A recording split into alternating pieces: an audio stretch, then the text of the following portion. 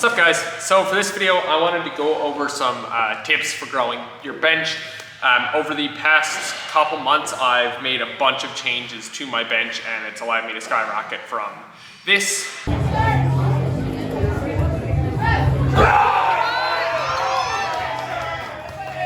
this. Yep, let's low, drive back. Back.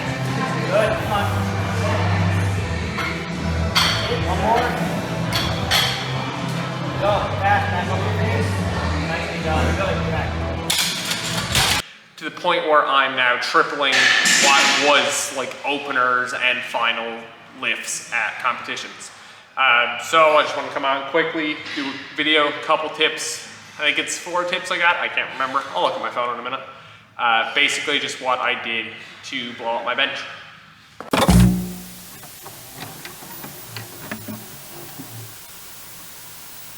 Alright, so first thing I want to talk on is gear. Depending on who you are, a lot of what you wear when it comes to bench comes down to personal preference, but it's worth experimenting with. A lot of people bench in a belt. I can't do it. It just feels weird for me. Wrist straps, obviously, if you're someone who's worried about the weight rolling in your hands or going any heavy sets, I'd always recommend wrist straps.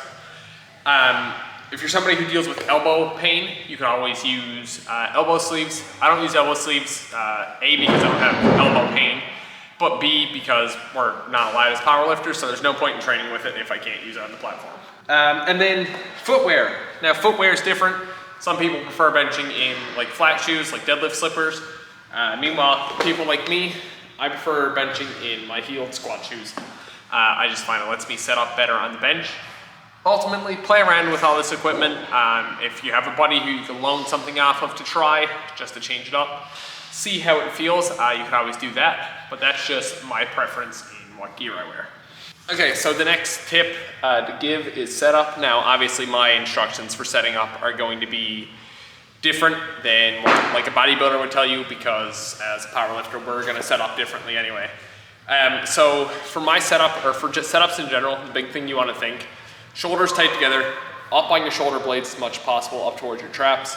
Dig in hard with your legs, arch your back. With powerlifting, as long as your feet, ass, shoulders, and head are down, you're good.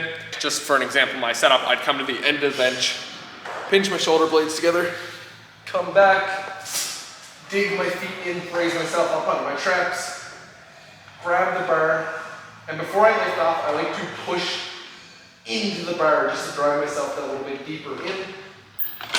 Lift off, ass down, and then drive hard through your feet.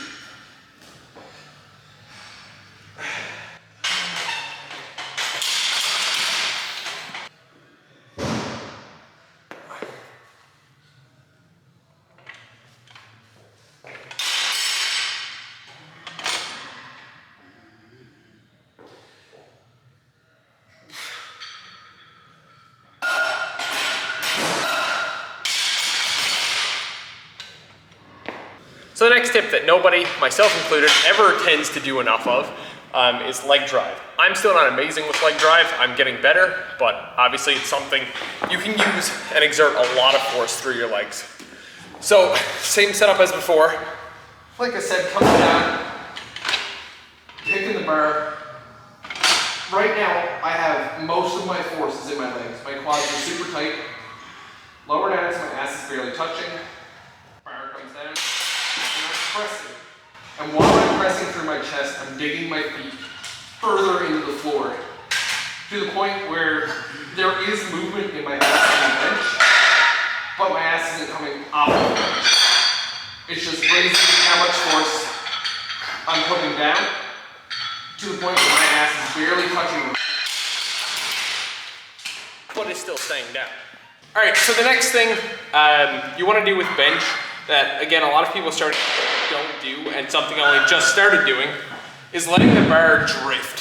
So rather than taking the bar off and letting it come straight down when you bench, let it drift backwards on the way up.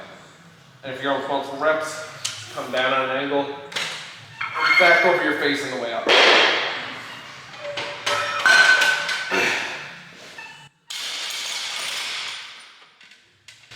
said, I'm still working on learning it. Coach is still trying to grind it into my head. And when the fatigue sets in, I tend to back off from it. But it helps your bench insane, as letting it drift allows you to sway that little bit in the movement. Okay, so to go off that last point of letting the bar drift, sometimes it's harder to take it off and let it drift out. So the best bet for that is always grab a spotter, someone who can make sure you get it back in, but also who can help you lift it off. So as opposed to me trying to lift this off myself, I can come under, grab the bar, look at the strength, tell them I'm good, and then it's take it out where it needs to be already. I can press it up, and then I don't have to worry about re-racking it if it was heavy, because I have a spotter. And then that's a big PR of, 60 kg. But it's just the reassurance of having it there. It's one less thing to have to worry about getting it up and back when you could just focus on pressing it up and getting it in. All right, and that concludes this week's video. I know it's a shorter one, but I wanted to give some tips. I've been working on bench a lot over the past, like I said, couple months. I want to give some tips on some stuff I have found that has helped me blow up my bench, help improve it. As always, if you guys like the video, like, comment, subscribe, all that good stuff. Share it with your friends, some helpful information, hopefully. And I will see you guys in the next one.